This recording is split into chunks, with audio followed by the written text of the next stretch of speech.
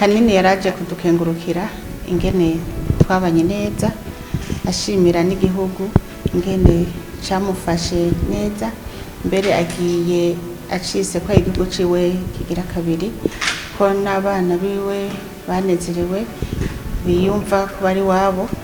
Hanyuma icatwemereye nuko iyo azogenda aduserukira mu makungu, na cane cane mu kuvuga neza igihugu c'u Burundi.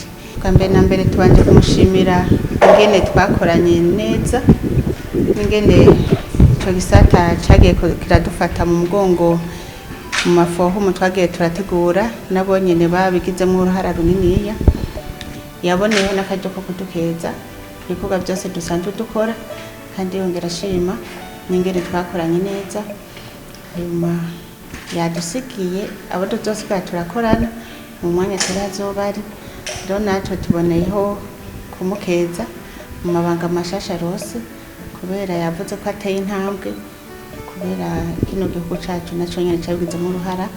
Yarose ingene akora neza, akorana n'indongozi, akorana n'abenegihugu, kandi ibikorwa vyiwe vyose vyagenze neza.